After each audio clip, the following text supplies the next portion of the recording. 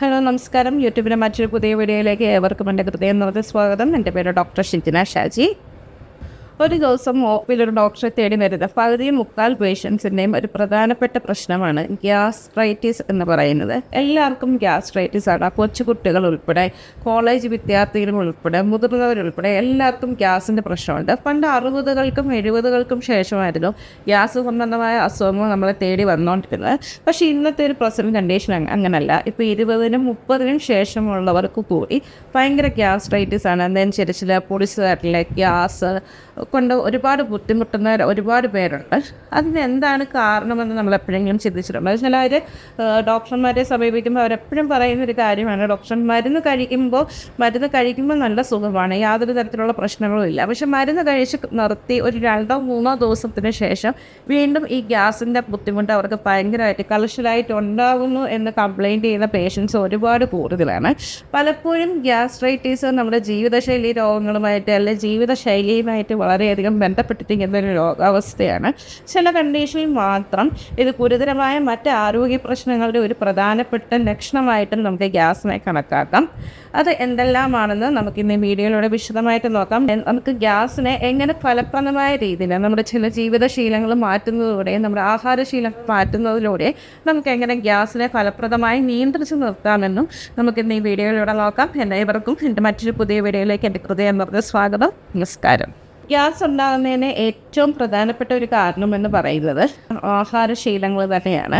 നമ്മൾ ഏറ്റവും പ്രധാനമായിട്ട് നമ്മളെല്ലാവരും എരിവും പുളിയും ഉപ്പും മസാലകളും എല്ലാം ധാരാളം കഴിക്കാൻ ഇഷ്ടപ്പെടുന്നവരാണ്. കാരണം എത്രയും ടേസ്റ്റിന് ആഹാരം കഴിക്കുന്നോ അത്രയും നമ്മൾ കൂടുതൽ ക്വാളിറ്റി കഴിക്കുന്നവരും കൂടുതൽ ആഹാരത്തെ നമ്മൾ ഇഷ്ടപ്പെട്ട് കഴിക്കുന്നവരുമാണ്. നമ്മൾ എപ്പോഴും ആലോചിക്കേണ്ട ഒരു കാര്യമുണ്ട്, നമ്മൾക്ക് ഗ്യാസ് ഉള്ള ഒരാളാണ് നിങ്ങളെന്നുണ്ടെങ്കിൽ നിങ്ങൾക്ക് കൂടുതലും ഗ്യാസ് നിങ്ങളുടെ വയറ്റിൽ പെട്ടെന്ന് കെട്ടുന്നതിനും ഗ്യാസ് ഫോമായി വരുന്നതിനും ഒരു പ്രധാനപ്പെട്ട കാരണമെന്ന് പറയുന്നത് എരിവ്, പുളി, ഉപ്പ്, മസാല, മധുരത്തിൻ്റെ അമിതമായ ഉപയോഗമാണ്. ഇന്ന് നമുക്ക് എല്ലാവർക്കും അറിയാം, എരിവ്, പുളി, ഉപ്പ്, മസാലകൾ എന്ന് പറയുമ്പോൾ നമ്മൾ പലപ്പോഴും ഹോട്ടൽ ഫുഡുകളെ ആശ്രയിക്കുന്നവരോ അല്ലെ പാക്കറ്റ് ഫുഡുകളെ നമ്മൾ നിരന്തരം ആശ്രയിക്കുന്നവരാണ്. ഇതൊരു നല്ല ശീലമാണോ എന്ന് ചോദിച്ചാൽ അല്ല. നമ്മൾ എല്ലാവരും വളരെ തിരക്കിട്ട ജീവിത സാഹചര്യങ്ങളിൽ കൂടെ കടന്നു പോകുമ്പോൾ നമ്മൾ ഉപയോഗിക്കുന്ന ഫുഡ്, നമ്മൾ കഴിക്കുന്ന ഫുഡ് അത് കുറച്ചാണെങ്കിലും നമ്മൾ തന്നെ പ്രിപ്പയർ ചെയ്ത് കൊണ്ടുപോകുന്നതാണ് ജോലി സ്ഥലത്തോട്ടൊക്കെ എപ്പോഴും നല്ലത്. കാരണം എരിവ്, പുളി, ഉപ്പ്, മസാലകളുടെ അമിതമായ ഉപയോഗം നിങ്ങൾക്ക് ഗ്യാസ്ട്രൈറ്റിസ് മാത്രമല്ല, അസിഡിറ്റി, എന്നനുസരിച്ച് പുളിച്ചു തരൽ, പലതരത്തിലുള്ള അൾസർ പോലുള്ള പ്രശ്നങ്ങൾ എല്ലാം നിങ്ങൾക്ക് ഉണ്ടാക്കുന്നതിനൊരു പ്രധാനപ്പെട്ട കാരണമാണ്. എന്തെങ്കിലും മധുര പലഹാരങ്ങൾ കഴിച്ചതിന് ശേഷം ഭയങ്കരമായിട്ട് ഗ്യാസ് കയറുന്നതായിട്ട് പറയുന്നതായിട്ട് നമ്മളെപ്പോഴും ഓർക്കേണ്ട ഒരു കാര്യമുണ്ട്. ഇപ്പം നമ്മുടെ മാർക്കറ്റിൽ കിട്ടുന്നത് പലരും പഞ്ചസാര ചേർത്തിട്ടുള്ള മധുര പലഹാരങ്ങളാകണമെന്നില്ല. ഇപ്പോൾ ആർട്ടിഫിഷ്യൽ സ്വീറ്റ്നേഴ്സ്, കൃത്രിമമായി നമ്മൾ ഡെവലപ്പ് ചെയ്തെടുക്കുന്ന മധുരം ഒരുപാട് ഇപ്പം മാർക്കറ്റിൽ അവൈലബിൾ ആണ്. ഈ ആർട്ടിഫിഷ്യൽ സ്വീറ്റ്നേഴ്സ് എന്തെങ്കിലും ചേർത്തിട്ടുണ്ടാക്കുന്ന മധുരപലഹാരങ്ങൾ കഴിക്കുമ്പോഴായിരിക്കാം നിങ്ങൾക്ക് ഇങ്ങനെ ഗ്യാസിൻ്റെ ബുദ്ധിമുട്ട് അമിതമായി തോന്നുന്നത്. ഇടയ്ക്ക് 1-2 ദിവസങ്ങളിൽ കഴിച്ചെന്ന് പറഞ്ഞൊന്നും നമുക്കൊരു കുഴപ്പവും സംഭവിക്കണമെന്നില്ല. ഇത് നിരന്തരം നമ്മൾ ഇങ്ങനെയുള്ള ആഹാരം നമ്മൾ ശീലിക്കുന്നതോടെ നമുക്ക് ഗ്യാസ് നമുക്ക് വിട്ടുമാറാതിരിക്കുന്നതായിട്ട് കാണാം. അതുപോലെ തന്നെ നമ്മൾ വീട്ടിൽ ഉപയോഗിക്കുന്ന അത് മുളക് പൊടിയാണെങ്കിലും മല്ലിപ്പൊടിയാണെങ്കിലും വേറെ എന്തെങ്കിലും തരത്തിലുള്ള കറി മസാലകളാണെങ്കിലും അത് നമ്മൾ പാക്കറ്റിൽ കിട്ടുന്നത് വാങ്ങിച്ച് ഉപയോഗിക്കുന്നതും നമുക്ക് ഈ പറയുന്നത് പോലുള്ള പ്രശ്നങ്ങൾ, നിരന്തരമായിട്ടുള്ള ഗ്യാസിൻ്റെ ശല്യം ഉണ്ടാകുന്നതായിട്ട് കണ്ടുവരാറുണ്ട്. അതുകൊണ്ട് നിങ്ങൾ വീട്ടിൽ ഉപയോഗിക്കുന്ന സ്പൈസസുകൾ, അതിപ്പോൾ മുളക് പൊടി ആയിക്കോട്ടെ, മല്ലിപ്പൊടി ആയിക്കോട്ടെ, അല്ല മറ്റെന്തെങ്കിലും സ്പൈസസ് ആയിക്കോട്ടെ, നിങ്ങൾ തന്നെ വീട്ടിൽ വാങ്ങിച്ച് പൊടിച്ച് ഉപയോഗിക്കാനായിട്ട് നിങ്ങൾ പ്രത്യേകം ശ്രദ്ധിക്കണം. അങ്ങനെ നിങ്ങൾ ശ്രദ്ധിക്കുന്നതിലൂടെ നിങ്ങൾക്ക് ഈ ഗ്യാസിന് ഒരു പരിധിവരെ നിയന്ത്രിച്ച് നിർത്താനായിട്ട് സഹായകമാണിത്. മറ്റൊരു പ്രധാനപ്പെട്ട കാരണം എന്ന് പറയുന്നത് ചായയുടെയും കാപ്പിയുടെയും അമിതമായ ഉപയോഗമാണ്. അതിലേറ്റവും പ്രധാനം കാപ്പിയുടെ അമിതമായ ഉപയോഗമാണ്. അത് കട്ടൻ കാപ്പി ആയിക്കോട്ടെ, പാല് ചേർത്ത കാപ്പി ആയിക്കോട്ടെ, അത് ആഹാരത്തിനോടൊപ്പം കഴിക്കുന്നതും നമ്മൾ കഴിക്കുന്ന ആഹാരം ദഹിച്ച് മാറാതിരിക്കാനായിട്ട് നമ്മുടെ ദഹനത്തെ കുറയ്ക്കുന്നതിനും നമ്മൾ കഴിച്ച ആഹാരം നല്ല രീതിയിൽ ദഹിച്ച് മാറാതിരിക്കുന്നതിനും ഇതൊരു കാരണമാവും. നിങ്ങൾ അമിതമായി ചായയോ കാപ്പിയോ ഉപയോഗിക്കുന്നവരാണെങ്കിൽ അതിൻ്റെ ഉപയോഗം പരമാവധി നിങ്ങൾ കുറച്ച് കൊണ്ടുവരിക. അതിന് പകരം നിങ്ങൾ കട്ടൻ ചായ കുടിക്കാവുന്നതാണ്. കട്ടൻ ചായ ഗ്യാസ്ട്രൈറ്റിസിൻ്റെ ബുദ്ധിമുട്ട് നിരന്തരം അനുഭവിക്കുന്നവർക്ക് പാൽ ചായയും പാൽ കാപ്പിയുമായിരിക്കാം പലപ്പോഴും ബുദ്ധിമുട്ടുണ്ടാകുന്നത്. കട്ടൻ ചായ അങ്ങനെ ബുദ്ധിമുട്ടുണ്ടാക്കുന്നതായിട്ട് കണ്ടുവരാറില്ല സാധാരണഗതിയിൽ. അത് തന്നെയല്ല, നിങ്ങൾ ഒരിക്കലും ചായയും കാപ്പിയും നിങ്ങൾ കഴിക്കുന്ന ആഹാരത്തിനോടൊപ്പം തന്നെ നിങ്ങൾ കഴിക്കരുത്. നമ്മൾ ആഹാരത്തിൻ്റെ കൂടെ ചായയും കാപ്പിയും കുടിക്കുമ്പോൾ ഇത് നമ്മൾ കഴിച്ച ആഹാരം പ്രോപ്പറായിട്ട് ദഹിച്ച് മാറാതിരിക്കുന്നതിന് ഇതൊരു വളരെ വലിയൊരു കാരണമാണ്. ഈ ദഹിക്കാത്ത ആഹാരം ആമാശയത്തിൽ കിടന്ന് പുളിക്കുകയും അത് പലതരത്തിലുള്ള ഗ്യാസുകൾ ഫോം ചെയ്യുന്നതിനും കാരണമാകും. അതുപോലെ തന്നെ നമ്മൾ ആഹാരത്തിനോടൊപ്പം നമ്മൾ വെള്ളം കുടിക്കുന്നതും ആഹാരം കഴിച്ചതിന് തൊട്ട് പുറകെ നമ്മൾ അമിതമായ വെള്ളം കുടിക്കുന്നതും നമുക്ക് ഗ്യാസ് ഉണ്ടാക്കും. നിങ്ങൾ ഒരിക്കലും അങ്ങനെ വെള്ളം കുടിക്കരുത്. ആഹാരം കഴിക്കുന്നതിന് തൊട്ട് മുന്നെയോ ആഹാരം കഴിച്ചതിന് തൊട്ട് പുറകിലോ ആഹാരം കഴിക്കുന്നതിൻ്റെ ഒപ്പമോ വെള്ളം കുടിക്കുന്ന ശീലമുണ്ടെന്നുണ്ടെങ്കിൽ നിങ്ങളിത് തീർച്ചയായും മാറ്റണം. കാരണം ഇതും നിങ്ങൾക്ക് ഗ്യാസ് സംബന്ധമായ പ്രശ്നങ്ങൾ ഉള്ളവരാണെന്നുണ്ടെങ്കിൽ ഇത് ഗ്യാസ് ഉണ്ടാക്കുന്നതിന് മാത്രമല്ല, നിങ്ങൾ കഴിച്ച ആഹാരം പുളിച്ച് തകട്ടി വരുന്നതിനും കണ്ടിന്യൂസ് ആയിട്ട് ഏമ്പക്കം ഉണ്ടാകുന്നതിനും വയറ് കമ്പിച്ചിരിക്കുന്നതിനും ദഹനക്കേട് ഉണ്ടാകുന്നതിനും ഒരു പ്രധാനപ്പെട്ട കാരണമാണ്. ഗ്യാസ് ഉള്ളവർക്ക് ഗ്യാസ് വഷളാകുന്നതിനും ഗ്യാസ്ട്രൈറ്റിസ് ഇല്ലാത്തവർക്ക് അത് ഉണ്ടായി വരുന്നതിൻ്റെയും ഒരു പ്രധാനപ്പെട്ട കാരണമാണ് നമ്മുടെ ശരീരഭാരം മറ്റും നിയന്ത്രിച്ച് നിർത്തുന്നതിൻ്റെ ഭാഗമായിട്ടും നമ്മൾ പലതരത്തിലുള്ള ഡയറ്റ് എടുക്കുന്നതിൻ്റെ ഭാഗമായിട്ടും തിരക്കിട്ട ജീവിത സാഹചര്യങ്ങളൊക്കെ കൊണ്ട് നമ്മൾ ആഹാരം നമ്മുടെ മീൽസ് നമ്മൾ സ്കിപ്പ് ചെയ്യുന്ന ഒരു സ്വഭാവം നമുക്ക് എല്ലാവർക്കും ഉണ്ട്. അതൊരു നല്ല ശീലമല്ല. അത് നിങ്ങൾക്ക് അത് ഉണ്ടെന്നുണ്ടെങ്കിൽ നിങ്ങൾ ഭാവിയിൽ GERD പോലുള്ള ഗ്യാസ്ട്രോ ഈസോഫാഗസ് റിഫ്ലക്സ് ഡിസീസ് പോലുള്ള അല്ലെങ്കിൽ പലതരത്തിലുള്ള അൾസറുകൾ അസിഡിറ്റികളൊക്കെ നിങ്ങൾക്ക് ഉണ്ടാകുന്ന ഒരു പ്രധാനപ്പെട്ട കാരണമാണ് നിങ്ങൾ വിശന്നിരിക്കുമ്പോൾ നിങ്ങൾ ആഹാരം കഴിക്കാതിരിക്കുന്നത് എന്നുള്ളത്. എന്തെങ്കിലും തരത്തിലുള്ള മരുന്ന് കഴിക്കുന്നതിന് മുന്നേ നിങ്ങളതൊരു പ്രോപ്പറായിട്ടൊരു ഡോക്ടറെ സമീപിച്ച് ഡോക്ടറിൻ്റെ നിർദ്ദേശം അനുസരിച്ച് മാത്രം നിങ്ങൾ കഴിക്കാനായിട്ട് ശ്രമിക്കുക. കാരണം എന്താണെന്ന് വെച്ചാൽ ഡോക്ടേഴ്സിന് അതറിയാം ഏതൊക്കെ ടാബ്ലറ്റുകളാണ് പലതരത്തിലുള്ള ഗ്യാസ്ട്രിക് ഇറിറ്റേഷൻസ് ഒക്കെ ഉണ്ടാക്കാൻ സാധ്യതയുള്ളതെന്ന്. അവരതിനനുസരിച്ച് നിങ്ങൾക്ക് മരുന്ന് പ്രിസ്ക്രൈബ് ചെയ്ത് തരികയും അല്ലെങ്കിൽ എന്തെങ്കിലുമൊക്കെ ആൻറ്റാസിഡുകൾ കഴിക്കണമെന്ന് പറയുകയും ചെയ്യും. ഗ്യാസ് ഉണ്ടാകുന്നതിൻ്റെയും വഷളാകുന്നതിൻ്റെയും മറ്റൊരു പ്രധാനപ്പെട്ട കാരണമാണ് നമ്മൾ രാത്രി സമയങ്ങളിൽ നമ്മൾ കിടക്കുന്നതിന് തൊട്ട് മുന്നായിട്ട് വയറ് നിറച്ച അമിതമായി കൊഴുപ്പുള്ള ആഹാരം കഴിച്ച ഉടനെ നിങ്ങൾ പോയി കിടക്കുന്നത്. ഈ കഴിച്ച ആഹാരം ദഹിക്കാതിരിക്കുന്നതിനും ഇത് നിങ്ങളുടെ രാത്രിയുള്ള ഉറക്കം തടസ്സപ്പെടുത്തുന്നതിനും അതിൻ്റെ കൂട്ടത്തിൽ നിങ്ങൾക്ക് ഗ്യാസ് ഉണ്ടാകുന്നതിനും ഇതൊരു പ്രധാനപ്പെട്ട കാരണമാണ്. മറ്റൊരു പ്രധാനപ്പെട്ട കാര്യമാണ് അമിതമായ മാനസിക പിരിമുറുക്കവും ഉത്കണ്ഠയും. ഈ അമിതമായ മാനസിക പിരിമുറുക്കവും ഉത്കണ്ഠയും ഉള്ളപ്പോഴും നിങ്ങൾ കഴിക്കുന്ന ആഹാരം നല്ല രീതിയിൽ ദഹിച്ച് മാറണമെന്നില്ല. ഇതും നിങ്ങൾക്ക് ഗ്യാസ്ട്രൈറ്റിസ് പോലുള്ള ഗുരുതരമായ ആരോഗ്യ പ്രശ്നങ്ങൾ ഉണ്ടാക്കാറുണ്ട്.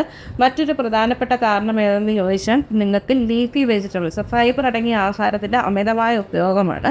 നമ്മൾ ഫൈബർ അടങ്ങിയ ആഹാര സാധനങ്ങൾ കഴിക്കണം. ഇത് നമുക്ക് നമ്മുടെ കുടലിൽ ഒരു ചൂല് പോലെ പ്രവർത്തിക്കുകയാണ് സാധാരണ ചെയ്യുന്നത്. പക്ഷേ അമിതമായ ഫൈബർ അടങ്ങിയ ആഹാര സാധനങ്ങൾ നമ്മൾ കഴിക്കുന്നത് ഇത് നമ്മുടെ ആമാശയത്തിന് ദഹിപ്പിക്കാനായിട്ട് ബുദ്ധിമുട്ടുണ്ടാകുകയും ഇത് പലതരത്തിലുള്ള ദഹനക്കേടുകൾ ഉണ്ടാകുന്നതിന് കാരണമാകും. അതുകൊണ്ട് തന്നെ നിങ്ങൾ ഇലക്കറികളായിക്കോട്ടെ ഫ്രൂട്ട്സ് ആയിക്കോട്ടെ മറ്റ് ക്രൂസിഫറസ് ആയിട്ടുള്ള കോളിഫ്ലവർ ക്യാബേജ് പോലുള്ള വെജിറ്റബിൾസ് ആയിക്കോട്ടെ ഇത് നിങ്ങൾ കഴിക്കുമ്പോൾ ഒരു മിതമായ തോതിൽ മാത്രം നിങ്ങൾക്ക് ഡെയിലി നിങ്ങളുടെ ഡയറ്റിൽ ഉൾപ്പെടുത്താവുന്നതാണ്. മറ്റൊരു പ്രധാനപ്പെട്ട കാരണമാണ് നമുക്ക് ചില ആഹാര സാധനങ്ങളോടുള്ള അലർജി. നമുക്ക് എന്തെങ്കിലും തരത്തിലുള്ള ആഹാര സാധനത്തിലുള്ള അലർജി ഉള്ളപ്പോഴും ഇതും നിങ്ങൾക്ക് വയറ്റിൽ ഒരു വയറുവേദനയും ഗ്യാസ് ഉണ്ടാകുന്നതായിട്ട് തോന്നാറുണ്ട്. എസ്പെഷ്യലി പ്രധാനമായും പാല് നേരിട്ട് ചേരുന്ന ആഹാര സാധനങ്ങൾ പാൽച്ചായ ആയിക്കോട്ടെ ഐസ്ക്രീം ആയിക്കോട്ടെ അല്ലെങ്കിൽ പല പാല് ചേർത്തുണ്ടാക്കുന്ന പായസമൊക്കെ ആയിക്കോട്ടെ ഇത് നിങ്ങൾക്ക് പലപ്പോഴും ഗ്യാസ് ഉണ്ടാക്കുന്നതിനൊരു പ്രധാനപ്പെട്ട കാരണമാകും. കാരണം ഇതിൻ്റെ അകത്ത് അടങ്ങിയിരിക്കുന്ന ലാക്ടോസ് ഇൻടോളറൻസ് എന്ന് പറയും. ഇതിൻ്റെ അകത്ത് അടങ്ങിയിരിക്കുന്ന ലാക്ടോസിനെ നമ്മുടെ ആമാശയത്തിന് ദഹിപ്പിക്കാൻ കഴിയാതെ വരികയും അതുകൊണ്ട് നമുക്ക് അമിതമായ ഗ്യാസ് ഉണ്ടാകുന്നതിൽ കാരണമാകാറുണ്ട്. മാത്രമല്ല ഗ്യാസ് ഉണ്ടാകുന്നതിന് പ്രധാനപ്പെട്ട കാരണം എന്ന് പറയുന്നത് കാർബണേറ്റഡ് ഡ്രിങ്ക്സിൻ്റെ അത് കൊക്കോകോള പെപ്സി പോലുള്ള കാർബണേറ്റഡ് ഡ്രിങ്ക്സിൻ്റെ സോഡ പോലുള്ള കാർബണേറ്റഡ് ഡ്രിങ്ക്സിൻ്റെ അമിതമായ ഉപയോഗം നമുക്ക് പലപ്പോഴും ഗ്യാസ് ഉണ്ടാകുന്നുണ്ട്. നമ്മൾ ചിലർക്ക് ശീലമാണ് ചൂയിങ് ഗം ഡെയിലി ദിവസേന എപ്പോഴും ഇങ്ങനെ വായിലിട്ട് ഇങ്ങനെ ചവച്ചുകൊണ്ടിരിക്കുന്നത്. ഇതും നിങ്ങൾക്ക് ഗ്യാസ് ഉണ്ട്. ഈ ബബിൾക്കും നിങ്ങളിങ്ങനെ ചൂ ചെയ്യുന്ന സമയത്ത് ധാരാളം ഗ്യാസ് നിങ്ങൾ സ്വോളോ ചെയ്യാനായിട്ട് ഇടയാകാറുണ്ട്. ഇങ്ങനെ സ്വോളോ ചെയ്യുന്ന ഗ്യാസും നിങ്ങൾക്ക് വയറ്റിൽ ഗ്യാസ് കയറുന്നതായിട്ട് പേഷ്യൻസ് കംപ്ലൈൻറ്റ് ചെയ്യാറുണ്ട്. മറ്റൊരു പ്രധാനപ്പെട്ട കാരണമാണ് നിങ്ങൾ വളരെ വേഗത്തിൽ ആഹാരം കഴിക്കുന്നത്. വളരെ വേഗത്തിൽ നിങ്ങൾ ആഹാരം കഴിക്കുന്നതും ആഹാരം കഴിക്കുന്ന സമയത്ത് സംസാരിച്ചുകൊണ്ട് ആഹാരം കഴിക്കുന്നതും നിങ്ങൾക്ക് വയറ്റിൽ ഗ്യാസ് കയറുന്നതിൻ്റെ ഒരു പ്രധാനപ്പെട്ട കാരണമാണ്. നിങ്ങളിങ്ങനെ വളരെ വേഗത്തിൽ ആഹാരം കഴിക്കുമ്പോൾ ഈ കഴിക്കുന്ന ആഹാരം നിങ്ങൾ പ്രോപ്പറായിട്ട് ചവച്ചരയ്ക്കാതെ വരികയും നിങ്ങൾ ആ കഴിക്കുന്ന സമയത്ത് ഒരുപാട് ഗ്യാസ് പിഴുങ്ങുന്നതിനും ഇടയാകാറുണ്ട്.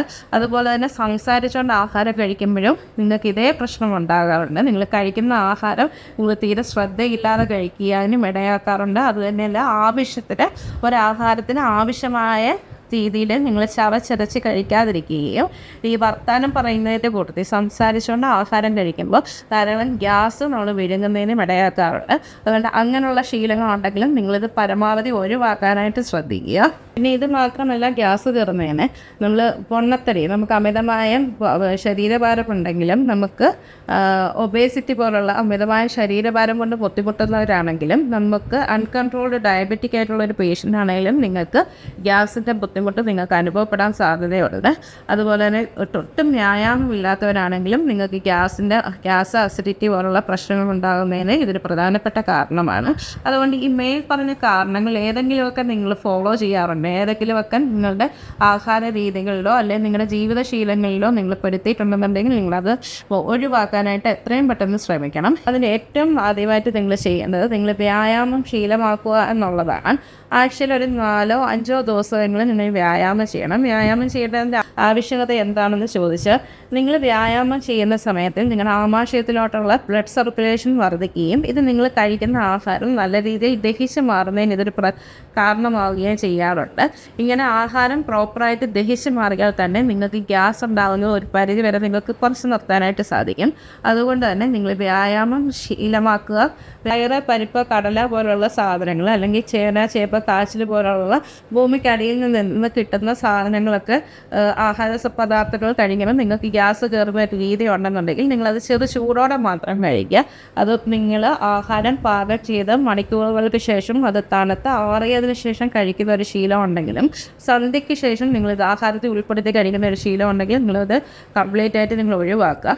നിങ്ങളത് ചെറു ചൂടോടെ മാത്രം, നിങ്ങൾ ഉണ്ടാക്കിയ ഉടനെ ചെറു ചൂടോടെ മാത്രം നിങ്ങളത് കഴിക്കുക. ഇങ്ങനെ കഴിക്കുമ്പോൾ നിങ്ങൾക്ക് അതുകൊണ്ടുണ്ടാകുന്ന ബുദ്ധിമുട്ടുണ്ടാകത്തില്ലെന്ന് മാത്രമല്ല, നിങ്ങൾക്ക് ഗ്യാസ് പോലുള്ള അസ്വസ്ഥതകൾ ഉണ്ടാകാതിരിക്കുക. ഇത് നിങ്ങളുടെ ആഹാരത്തിൽ ഉൾപ്പെടുത്താനും നിങ്ങൾക്ക് സാധിക്കും. പ്രോബയോട്ടിക്സ് പോലുള്ള സാധനങ്ങളുടെ ഉപയോഗം നിങ്ങൾ കൂട്ടുക.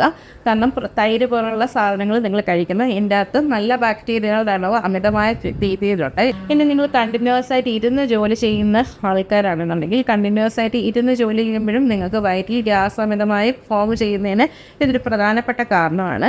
കണ്ടിന്യൂസ് ആയിട്ട് ഇരുന്ന് ജോലി ചെയ്യുന്നവരാണെങ്കിൽ ഓരോ അരമണിക്കൂർ കൂടുമ്പോഴും അല്ലെങ്കിൽ 20 മിനിറ്റ് കൂടുമ്പോഴും നിങ്ങളുടെ ഓഫീസ് പ്രമിസസിനുള്ളിൽ തന്നെ നിങ്ങൾ കുറച്ച് നേരം നിങ്ങൾക്ക് അങ്ങോട്ടും ഇങ്ങോട്ടും ഒക്കെ നടന്നിട്ട് വന്ന് തിരിച്ചിരിക്കാവുന്നതാണ്.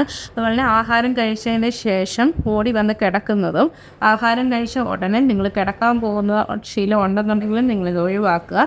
ഇതും നിങ്ങൾക്ക് ഗ്യാസ് കയറുന്നതിന് ഒരു പ്രധാനപ്പെട്ട കാരണമാണ്. അതുപോലെ തന്നെ ചൂടുവെള്ളമോ സാധാ വെള്ളമോ നോർമൽ ടെമ്പറേച്ചറുള്ള വെള്ളം കുടിക്കുന്നതിനേക്കാളും ഗ്യാസിൻ്റെ ഉപദ്രവമുള്ളവർക്ക് കുറച്ച് ചുക്ക് ചതച്ചിട്ടോ അല്ലെങ്കിൽ മല്ലിയിട്ടോ വെള്ളം കുടിക്കുന്നത് നിങ്ങൾക്ക് ഗ്യാസ് കുറയാനായിട്ട് ഇത് നിങ്ങൾക്ക് സഹായകമാണ്. അതുമാത്രമല്ല, നിങ്ങൾക്ക് തൈര് കഴിക്കുന്നതും, തൈരല്ല ഇനി തൈര് കഴിക്കാൻ ഇഷ്ടമില്ലാത്തവരാണെങ്കിൽ മോര് കാച്ചി അതിൻ്റെ അകത്ത് ധാരാളം മഞ്ഞപ്പൊടിയും കരിവേപ്പിലയൊക്കെ ചേർത്ത് കാച്ചി കഴിക്കുന്നതും നിങ്ങൾക്ക് ഗ്യാസ് ഒരു പരിധി വരെ കുറയ്ക്കുന്നതിന് ഇത് നിങ്ങളെ സഹായകമാണ്. ഇനി മാനസിക പിരിമുറുക്കം, നിങ്ങൾ അമിതമായ മാനസിക പിരിമുറുക്കം അനുഭവിക്കുന്നവരാണെങ്കിൽ നിങ്ങൾക്ക് പലതരത്തിലുള്ള മെഡിറ്റേഷൻസോ അല്ലെങ്കിൽ പ്രാണായാമം പോലുള്ള കാര്യങ്ങളോ നിങ്ങൾ പ്രാക്ടീസ് ചെയ്യുന്നതിലൂടെ നിങ്ങൾക്ക് ഈ മാനസിക പിരിമുറുക്കം ഒരു പരിധി വരെ നിയന്ത്രിച്ച് നിർത്തുന്നതിലൂടെ നിങ്ങൾക്ക് ഗ്യാസ് കുറയുന്നതായിട്ട് കണ്ടുവരാറുണ്ട്. അതുപോലെ തന്നെ ഉച്ചയ്ക്ക് നന്നായിട്ട് ഭക്ഷണം കഴിച്ചതിന് ശേഷം ഉടനെ ഉറങ്ങാൻ പോകുന്നതും നിങ്ങൾക്ക് ഗ്യാസ് ഉണ്ടാക്കാറുമുണ്ട്. അതുകൊണ്ട് അങ്ങനൊരു ശീലം ഉണ്ടെങ്കിൽ നിങ്ങൾ അത് ഒഴിവാക്കി നിർത്തുക. ഇത് മാത്രമല്ല, നിങ്ങൾ ആഹാരം കഴിച്ച ഉടനെ കുളിക്കുന്നതും നിങ്ങൾക്ക് ഗ്യാസ് ഉണ്ടാക്കും. അതുകൊണ്ട് അങ്ങനെയുള്ള ശീലങ്ങൾ നിങ്ങൾക്കുണ്ടെന്നുണ്ടെങ്കിൽ ഇതും നിങ്ങൾ ഒഴിവാക്കി നിർത്തുക. ധാരാളം മരുന്നുകൾ നിങ്ങൾക്ക് ഗ്യാസ് പോലുള്ള അസുഖങ്ങൾക്ക് അവൈലബിൾ ആണ്. നിങ്ങൾ അടുത്തുള്ള ഏതെങ്കിലും ഡോക്ടറിനെ കൺസൾട്ട് ചെയ്തതിന് ശേഷം മാത്രമേ നിങ്ങൾ ആ മരുന്നുകൾ വാങ്ങിച്ച് കഴിക്കാവുള്ളൂ. മരുന്നുകളുടെ അമിതമായ ഉപയോഗവും തെറ്റായ രീതിയിലുള്ള ഉപയോഗവും നിങ്ങൾക്ക് ഗ്യാസ് ഉണ്ടാക്കുക മാത്രമല്ല, നിങ്ങൾക്ക് മറ്റു പലതരത്തിലുള്ള ഗുരുതരമായ ആരോഗ്യ പ്രശ്നങ്ങളും ഉണ്ടാക്കാനായിട്ടിടയാവും. അപ്പോൾ ഈ മേൽ പറഞ്ഞ കാര്യങ്ങൾ നിങ്ങൾ ശ്രദ്ധിക്കുന്നതിലൂടെ ഒരു പരിധി വരെ നിങ്ങൾക്ക് ഗ്യാസ് കുറച്ച് നിർത്തുന്നതിനും അല്ലെങ്കിൽ ഗ്യാസ് ഉണ്ടാകാതിരിക്കുന്നതിനും നിങ്ങൾക്ക് സഹായകമാണ്. നിങ്ങൾക്ക് ഇന്നത്തെ വീഡിയോ പ്രയോജനപ്പെട്ടെന്ന് കരുതുന്ന മറ്റൊരു ദിവസത്തിൽ മറ്റൊരു വീഡിയോ ആയിട്ടാണ്. നമസ്കാരം.